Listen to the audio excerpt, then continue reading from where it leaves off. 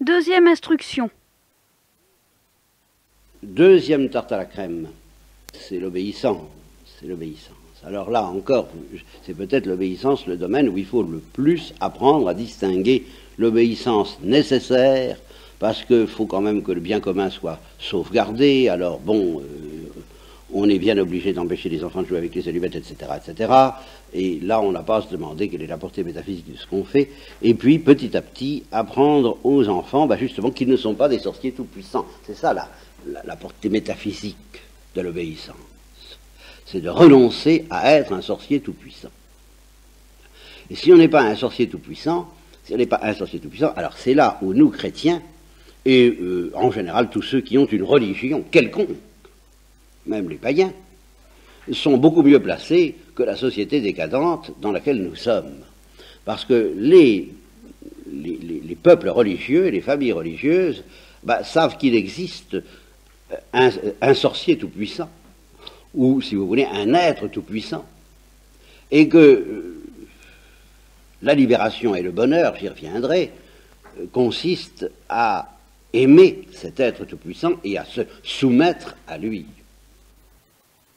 Alors, quand on sait ça clairement, on est tout de même mieux placé pour apprendre à l'enfant qu'il n'est pas un sorcier tout-puissant parce qu'il y a un autre tout-puissant. Et ça permet, entre autres, de lui faire avaler que ceux qui sont tout-puissants par accident à son égard, et qui jouent un rôle si monstrueux dans la psychanalyse, en général, et celle de ce monsieur en particulier, ceux qu'il appelle les géantes de la nursery, la mère ou la grande sœur, enfin toutes celles qui sont bien obligées d'imposer, au nom du bien commun, toujours la même chose, leur autorité, et même au nom du bien compris de l'individu, leur autorité toute puissante, ou frisant la toute-puissance à l'enfant, eh bien on lui apprend dans une société religieuse qu'elles ne sont pas toutes puissantes, et qu'elles-mêmes, à leur tour, ne sont pas plus malignes et plus puissantes et plus fortes, et sont obligées de s'incliner aussi totalement que lui en face de quelqu'un d'autre qui n'a pas les mêmes défauts qu'elle ou que lui. C'est très important, parce que les défauts, l'enfant s'en aperçoit assez vite, les colères, les choses comme ça, même tout, avant même d'avoir l'âge de raison, ce qui est encore un énorme problème que je ne soulève pas immédiatement, avant même d'avoir l'âge de raison, il sent bien qu'il n'a pas affaire uniquement à une divinité bienfaisante. Alors, celui-ci dit ça ne changerait rien, pour nous ça change beaucoup. À savoir que le Tout-Puissant est en même temps infiniment bon. C'est quand même pas négligeable. Seulement, si vous, dans la pratique de votre éducation, vous ne laissez pas votre place, mais d'une manière très tangible, très consciente, très évidente, très, très vérifiable par l'enfant, à un autre tout-puissant que vous, qui n'a pas, vous qui êtes mauvais, comme dit le Christ. Tout de même, c'est quand même grave, ça. Vous qui êtes mauvais, vous êtes tout-puissant à l'égard de l'enfant. C'est ça qu'il expérimente. Alors apprenez-lui bien vite qu'il y a quelqu'un qui n'est pas mauvais et qui est tout-puissant à votre égard. Apprenez-lui ça le plus vite possible. Seulement, comme me disait précisément celle qui m'a demandé de parler sur l'éducation, c'est quand même difficile d'apprendre aux enfants qu'on est à la seconde place, alors que soi-même on n'en est pas convaincu du tout.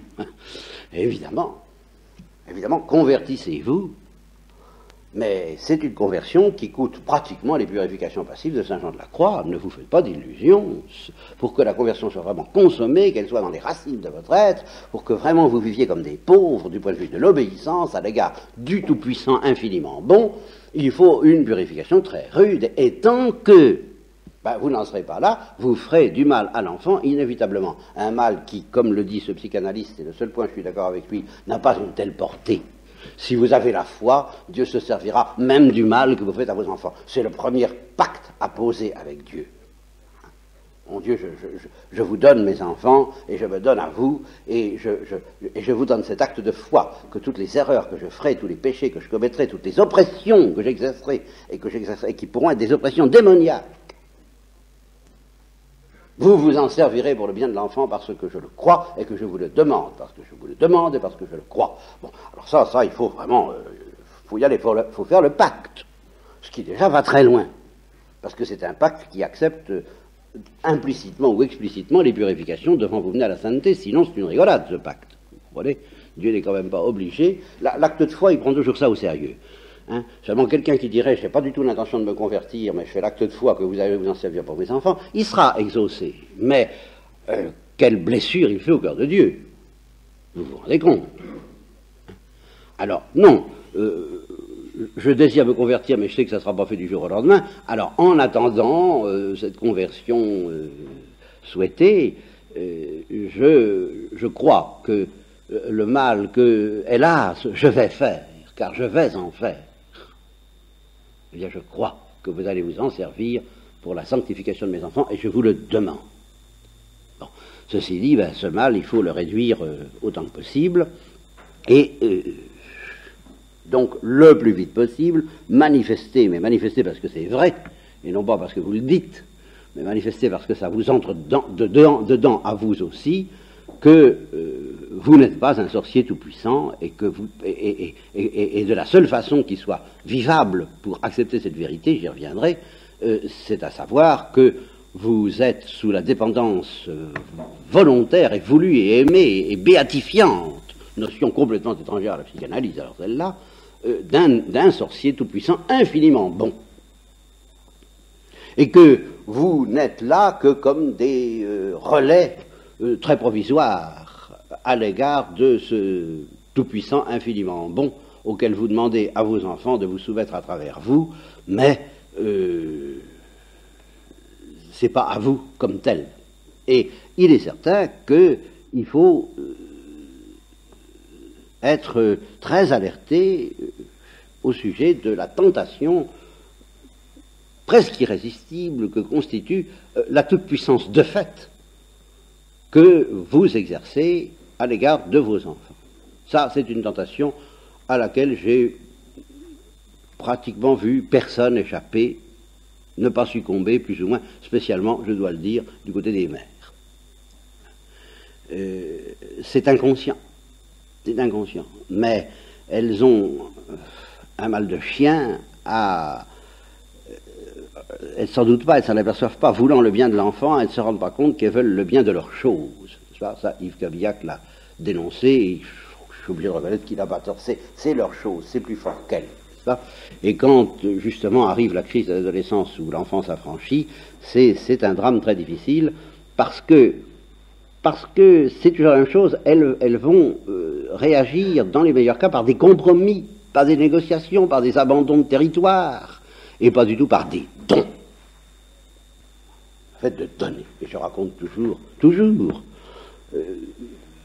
que c'en est effectivement une de mes tartes à la crème, l'histoire de ma mère, qui n'a pas du tout échappé à cette tentation, mais qui était complètement impuissante. Enfin, c'est un garçon comme moi, elle était complètement impuissante.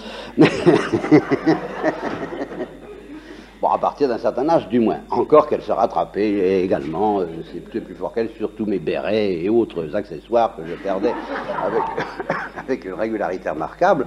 Mais, à part ça, non, elle avait absolument aucun pouvoir. Mais la preuve qu'elle n'y renonçait pas, ça a été ce cri qu'elle a poussé, un certain, je suppose que c'était un quinzou, mais alors ça c'est ma piété personnelle et peut-être cinématographique qui me le figure. En tous les cas, c'était autour du 15 août, ou 1943 très exactement, où elle m'a vu dans un tel état de détresse et de liquidation, enfin proche de la fin,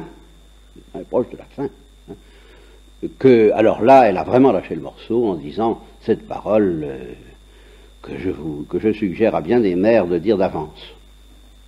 Et de le dire avant d'y être acculé comme maman, je ne sais pas si c'était à la Sainte Vierge ou à Dieu, enfin, que je le perde, mais qu'il soit sauvé.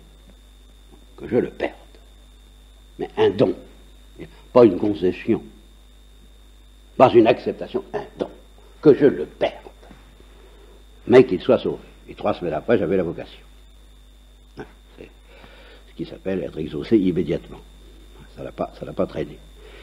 Alors, je donne ça comme exemple parce que là, il y a un petit drame. Il y a un petit drame, l'abandon de la toute-puissance, le don. Mais le don, ça veut dire que vous perdiez votre enfant intérieurement. Bon, extérieurement, ben, il vous reviendra au centuple, mais c'est évident. Mais après que vous aurez passé par la conversion, qui donne son enfant comme on donne ses biens aux pauvres. C'est la même chose.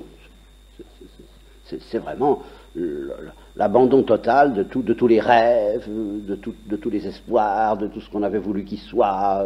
Et alors Dieu sait si à ce moment-là, en effet, dans tous ses rêves, il n'y avait pas de place du tout pour que je devienne un prêtre, puisqu'elle a dit au père maître d'Héloïse, qui lui a dit ce sera un prêtre. Qu'est-ce qu'aurait cru ça, n'est-ce pas? Je vous dis ça pour vous donner de l'espoir dans le cas où vous êtes inquiète.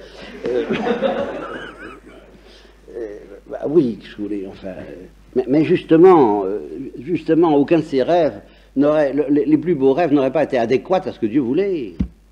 C'était pas ça. Alors il faut abandonner ses rêves, abandonner ses idées, abandonner tout. C'est aussi radical que d'entrer dans la vie religieuse. Et ça, l'éducation vous y oblige, et spécialement alors dans le monde actuel, enfin voyons. Justement, le monde actuel est tellement alarmant, bien plus alarmant que celui dans lequel je vivais au moment où ma mère a poussé ce cri. Elle poussait ce cri parce qu'individuellement, j'étais pas bien frais, mais le monde, il n'y avait même pas de bombe atomique, vous vous rendez compte? On n'avait aucune idée de... Et on ne savait pas, on ne connaissait pas en ce moment-là même les horreurs des camps de concentration nazis, donc on ne savait à peu près rien. On était encore dans un monde qui me paraît un monde complètement inoffensif et presque infantile par rapport au monde terrible dans lequel nous vivons tous les jours de par les quotidiens. Eh bien, ne serait-ce qu'à cause de ça, il y a de quoi légitimer une angoisse explicite qui justifie que vous disiez non, vraiment, moi je ne sais absolument pas comment ils peuvent s'en sortir, et je ne peux pas me permettre de faire des rêves au sujet de leur avenir. Enfin, alors ça c'est un péché grave. De non-humilité devant le réel, devant la gravité du réel. S'il n'y avait pas la foi, comment avoir l'audace d'avoir des enfants, déjà?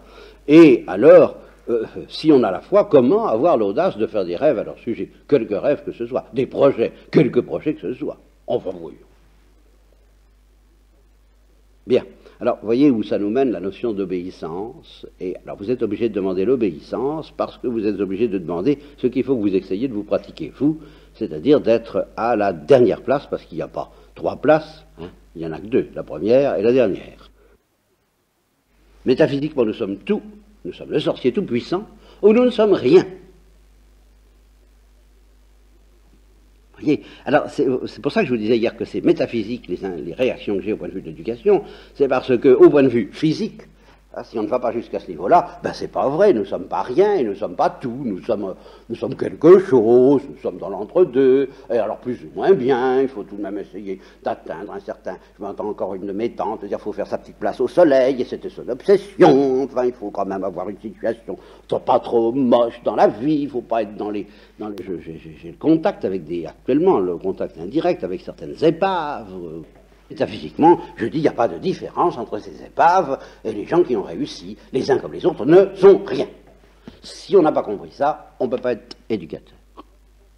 Ce qui ne veut pas dire que c'est sans intérêt d'éviter d'être une épave, c'est une autre question, mais il faut éviter d'être une épave pour accomplir la volonté de celui qui est tout-puissant, qui nous aime infiniment. Un point, c'est tout, c'est la seule raison. Pourquoi ne pas être une épave? Après tout, pour terminer dans le trou de toute façon, comme dit Pascal, hein, je vois pas bien la différence entre, c'est ce que dit également l'Ecclésiaste, quelle différence y a-t-il entre un sage qui est dans le trou et un idiot ou une épave qui est dans le trou? Ils sont tous les deux dans le trou tout aussi fort bien, n'est-ce pas, comme dit Molière, et n'est-il pas bien mort, ne l'ai-je pas bien tué? Oh, le mieux du monde, il aurait tort de se plaindre. Hein, bon.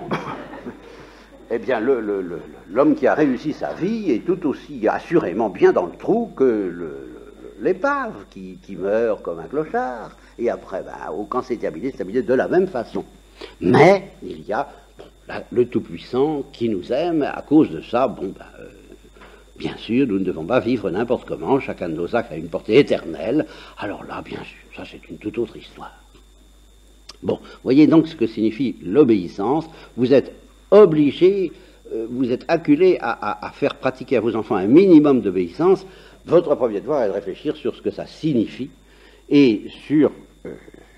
justement l'interrogation quotidienne que vous pouvez vous poser, voilà ce que je leur demande, mais et moi, qu'est-ce que je fais? Je leur demande de se soumettre au sorcier tout-puissant que je suis, pratiquement pour eux, c'est évident, au début. Je suis bien obligé de leur demander, et moi? Et moi? Si vous ne faites pas cette interrogation profonde sur vous, vous êtes absolument incapable de leur expliquer pourquoi c'est une béatitude d'obéir. Enfin quoi? Ce sera une contrainte, qu'ils enverront promener le plus vite possible, et vous savez ce que ça coûte cher après ça. Hein?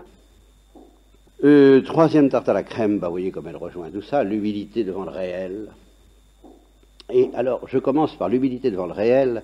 Ça, effectivement, c'est relativement récent chez moi. J'ai commencé par l'humilité devant Dieu, dans ma vie spirituelle, personnelle, et dans ma vie donc d'apôtre, quand j'enseignais les choses, l'humilité devant Dieu. Petit à petit, j'ai découvert que la charité fraternelle suppose l'humilité devant les autres, savoir les écouter. Oh là là là là!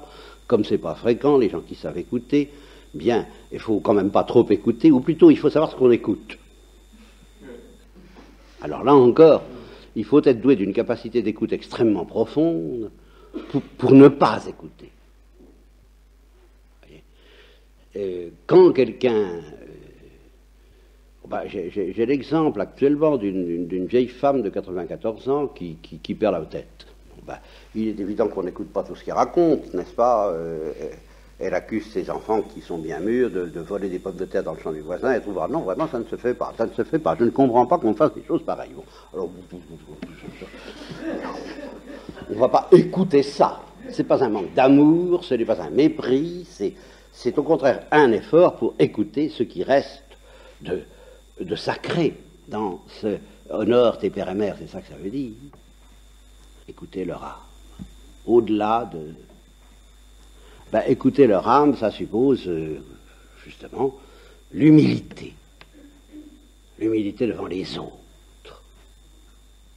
Et une espèce d'habitude prise qui ne peut se prendre que dans la prière et l'adoration, de bénir Dieu pour la splendeur incompréhensible qui est au fond et au tréfond des épaves que j'évoquais tout à l'heure. Ces épaves sont peut-être en état de grâce. Et par conséquent, si elles sont en état de grâce, il faut se prosterner devant elles comme devant le tabernacle, comme devant le Saint-Sacrement. Car ils sont la demeure de Dieu. Il y a intérieurement, vous devez vous prosterner. Et si elles ne sont pas en état de grâce, eh bien, elles peuvent le devenir d'un moment à l'autre. Il y a une capacité qui est vide actuellement, ce qui est tragique, ce qui doit être douloureux pour vous, mais il y a une capacité qui reste sacrée, tant qu'ils sont sur la terre, d'accueillir la visite de Dieu. Ceci doit être adoré, en tout état de cause. Humilité devant les autres. Seulement, je m'aperçois de plus en plus que pour apprendre ça aux enfants, qui est très calé, très métaphysique et très religieux, encore que, j'y reviendrai, je vous parlerai de la prière contemplative des enfants d'après l'Institut Notre-Dame de Vie, qui peut vous enseigner quelque chose, mais c'est en tous les cas indissociable, je ne sais pas quelle est la priorité, mais ces deux humilités, là, l'humilité devant Dieu, l'humilité devant l'autre, devant les autres, est indissociable d'une troisième humilité qu'on néglige beaucoup trop, et que j'appelle l'humilité devant le réel. Alors là, qu'est-ce que vous voulez? Voyez, les lois positives, l'aspect juridique, je vous ai dit que je m'en moquais un peu, peut-être trop, parce que quelquefois, justement, c'est un manque d'humilité devant le réel. Mais, justement, au-delà des lois juridiques, il y a la réalité. C'est vrai, quand on dit, alors là, les psychanalystes, il y a peut-être quelque chose à prendre d'eux quand ils disent que les voitures puissantes sont un symbole de la virilité affirmée, n'est-ce pas? Bon. Alors, on a les voitures puissantes, parce que, bon, alors nous revenons aux sorciers tout-puissants. Voyez. Bon, ce que j'appelle l'humilité devant le réel, c'est à propos de tout, à propos des choses, à propos d'une voiture qui est en train de nous doubler, à propos d'un tournant, toujours en voiture, d'où peut surgir une autre voiture, eh bien, d'apprendre que nous ne sommes pas des sorciers tout-puissants, que tout ne va pas nécessairement s'aplanir devant nous, que les anges gardiens ne vont pas, à coup de sifflet comme des motards, nous protéger de tout ce qui nous dérange, et pas compter comme ça sur une collection de miracles qui va nous arriver comme un dû. Ça n'est pas vrai. La collection de miracles nous arrive à tout instant, car notre protection dans la vie, notre existence, notre subsistance suppose non pas une série de miracles, mais une protection, une vigilance constante de la providence que nous appellerions miracle si nous voyons à quel point elle accomplit des prodiges à tout instant. C'est pas des miracles en ce sens que ça ne bouleverse pas les lois de la nature, mais c'est des miracles en ce sens que ça suppose constamment une vigilance divine exercée par les anges gardiens. D'accord, nous pouvons compter dessus, mais pas à condition de manquer d'humilité en face de cela. Et autrement dit, de ne pas tenter Dieu, c'est-à-dire que si une voiture risque de débouler à droite, eh bien, ne pas dire, bon, Dieu va faire un miracle, je n'ai donc pas besoin de m'en faire. Dans la mesure où nous pouvons, nous, intégrer, comme on dit, cette réalité que la voiture risque de déboucher à droite, c'est vraiment un manque d'humilité et une offense à Dieu que de l'obliger à faire le miracle en question en ne tenant pas compte du réel. Bon, je prends cet exemple dans la conduite automobile, c'est toute la même chose pour la vie quotidienne à tout instant. Il y a des anxieux pathologiques, c'est une autre manière de ne pas être humble devant le réel, parce que c'est une manière de ne pas avoir confiance. Bon, ça peut être ma tendance, j'en conviens, je reconnais que moi j'ai très peur du réel, mais j'essaie, thomistement dirais-je, de ne pas me laisser esclavagiser trop par cette anxiété pour arriver à découvrir ce qu'elle a d'objectif. Eh bien, il faut se soumettre à la réalité du danger. Le danger, dans la vie, c'est une réalité qui ne doit pas devenir obsessionnelle, mais à laquelle il faut quand même se soumettre. Autrement dit, ne pas être présomptueux, dire j'y arriverai, mais non, tout ira bien, il ne faut pas s'en faire, etc., avec une inconscience qui est de l'orgueil. Je crois que je n'oublie pas grand-chose dans mes sauf que, je le répète, quand on sent que l'enfant résiste, justement, il y a des actes de l'enfant qui sont, des actes d'enfant, ça n'a pas de portée. Mais alors ça, c'est une des grandes illusions des adultes, c'est de penser que les actes des enfants n'ont jamais de portée métaphysique. Là encore, il faut avoir l'œil, parce que quelquefois, le refus d'obéir à Dieu, le refus de respecter l'autre, le refus de se soumettre au réel, j'entends encore l'affirmation délicieuse d'un des vôtres me disant « je suis plus fort que toi hein ». Bon, je sais pas, il avait 4 ans.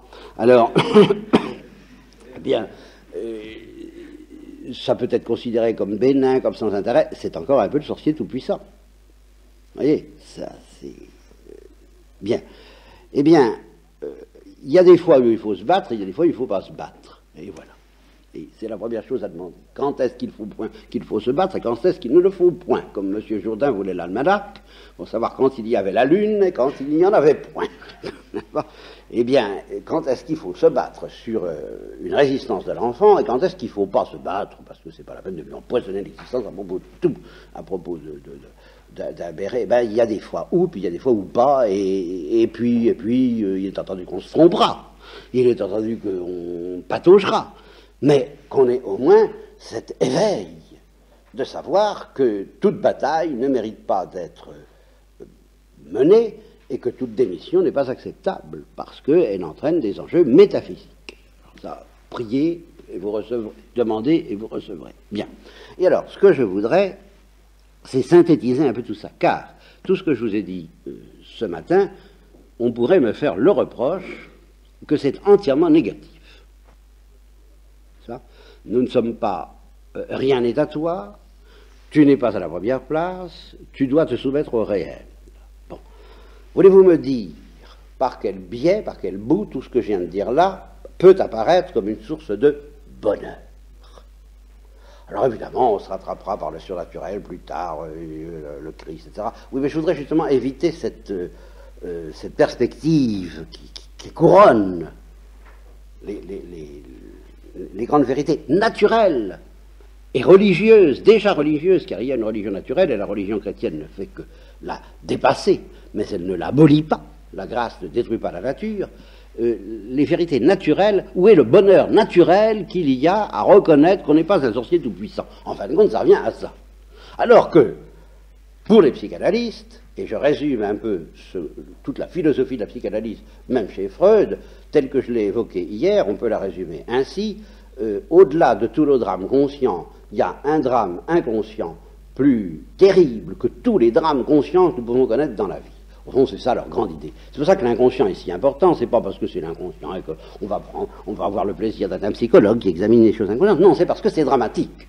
C'est parce qu'ils estiment que toute notre vie humaine est dominée par un drame inconscient bien plus grave que tous les drames conscients. Ce drame inconscient, Freud l'a décrit à sa sauce, celui-ci l'a décrit à une autre. De toute façon, c'est un drame qui remonte à la toute petite enfance. C'est soit la sortie du sein de la mère, soit l'affrontement avec les parents, dès le début, tel que le décrit Freud. Mais de toute façon, pour les psychanalystes, ce drame est plus grave que tout, y compris la mort. Y compris la mort. Eh bien, qu'est-ce qui va... moi, tout ce que je dis dans l'éducation, c'est, bon, il faut accepter les données de ce que les psychanalystes appellent un drame. Donc, tout ce que je vous ai dit est apparemment négatif. Accepter ce qui constitue aux yeux des psychanalystes le pire drame de l'existence humaine. Alors, vous voyez ça. Alors, la réflexion à laquelle je suis arrivé cette nuit, en pensant à vous et à ce que je devais vous dire, va vous paraître assez inattendu. Il faudrait, je vais essayer ce soir de m'en expliquer un peu plus. C'est embêtant parce que comme c'est vraiment alors métaphysique et philosophique et que je serais peut-être un peu en état de fatigue, je ne sais pas si j'y arriverai.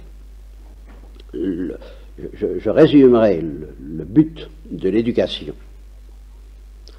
en disant il faut apprendre aux enfants et à tous ceux qui sont à éduquer, y compris moi par rapport à vous, les psychothérapeutes par rapport à leurs patients, si c'était des psychothérapeutes dignes de ce nom, il faut leur apprendre à désirer un bien.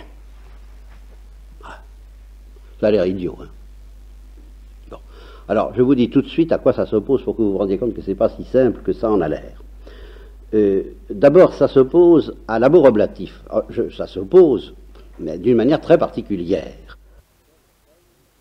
La théologie chrétienne enseigne que nous devons pratiquer la foi, l'espérance et la charité, et que la charité est un amour oblatif et désintéressé, tandis que l'espérance n'est pas un amour oblatif et désintéressé, c'est un amour intéressé, et cependant surnaturel, c'est une vertu, et il n'y a aucun conflit, pas l'ombre d'un conflit, entre l'espérance qui convoite la béatitude et la charité qui traite Dieu comme un ami et se livre à lui en tout désintéressement. La charité dépasse l'espérance, elle est plus belle que l'espérance, elle ne contredit pas, elle ne contrarie pas l'espérance, et l'espérance ne contrarie pas du tout la charité. Elles s'entendent fort bien.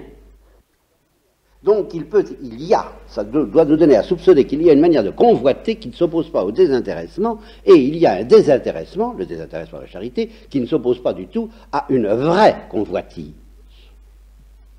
Voilà. Eh bien, le but de l'éducation, avant d'apprendre aux enfants le désintéressement, ce qui est très calé, ce qui est l'œuvre de la grâce, dont vous serez l'instrument, mais enfin, c'est le sommet. Eh bien, déjà, apprendre à convoiter d'une manière telle que, en effet, ce soit une porte ouverte à l'oblation et non pas une porte fermée à l'oblation. À convoiter comme il faut. Voilà. Et c'est ce que j'appelle désirer un bien. À quoi ça s'oppose ? Eh bien, ça s'oppose, par exemple, à toute la conception freudienne, entre autres, du désir et de la pulsion. Car toute cette conception-là, et puis toute la conception que nous avons même avant d'être freudiens, c'est que désirer, ça veut dire désirer annexer. Alors là, patatras, toute la vaisselle est par terre. Désirer annexer un bien, ce n'est pas désirer un bien. Alors là, on entre dans la métaphysique. Mais je vous assure que l'éducation se joue autour de la lucidité que vous aurez autour de ces affaires-là. Désirer annexer un bien, ça ne veut pas dire du tout désirer le bien, ça veut dire vous désirez vous-même dans un certain état de décharge, diront les psychanalystes, n'est-ce pas ? Et c'est pour ça que le bien n'a aucune espèce d'importance chez les psychanalystes. Vous ne pouvez pas vous décharger sur un objet, bon, vous allez en prendre un autre, il faut que ça se décharge quelque part, quoi. Voilà, hein, c'est la poubelle. La relation objectale, telle que je comprends la psychanalyse, c'est la poubelle. On a une charge, elle est gênante, il faut qu'elle se soulage. Voyez-vous, le plaisir est un soulagement. Il faut se soulager. À la limite, vous voyez, tout plaisir est analogue à celui qu'on évoque dans la langue courante quand on dit qu'on éprouve le besoin de se soulager. Vous voyez. Si justement la réalité extérieure ne doit rien nous offrir autre que la possibilité et l'occasion de se soulager, eh ben qu'est-ce qu'elle nous apporte avec ça? Rien. Mais vous voyez, désirer un bien, c'est tout autre chose. C'est quelque chose d'autrement profond. Désirer un bien, c'est se situer en face de quelqu'un ou d'une réalité qui va apparaître comme quelqu'un, mais disons d'une réalité qui, en fin de compte, sera un sorcier tout-puissant. Mais alors, ce sorcier tout-puissant, autre que nous, en quoi nous sommes tout de même supérieurs à l'enfant dans le sein de sa mère qui ne sait pas distinguer entre lui et l'autre, et l'animal qui ne le sait guère non plus, en fin de compte, n'est-ce pas? C'est tout de même la grandeur de l'intelligence humaine, et je ne vois pas pourquoi ce serait considéré comme le pire des malheurs que d'être capable de distinguer entre moi et l'autre. Mais cette réalité extérieure, qui va justement se définir comme étant le sorcier tout-puissant que je ne suis pas, ce qu'il faut, et c'est la vérité, mais nous avons besoin d'être guéris pour cela de nos péchés, c'est qu'elle nous apparaisse comme un bien désirable. Désirer le sorcier tout-puissant, ça n'est pas désirer en faire son esclave, et s'il résiste, le considérer comme un ennemi, c'est pas non plus le considérer encore comme un ami, ça c'est trop élaboré, eh ben c'est le considérer comme un bien. C'est ce mystère-là. Pressentir que ça peut être tout de même une joie, c'est pour ça que c'est tellement lié à l'éducation de l'émerveillement, d'entrer en contact, d'entrer en relation, d'entrer en rapport, et un rapport d'avidité, et un rapport que symbolise très bien l'enfant auprès du sein de sa mère, c'est exactement une image, mais c'est une image qu'il va falloir généraliser, une source, la notion de source, désirer une source.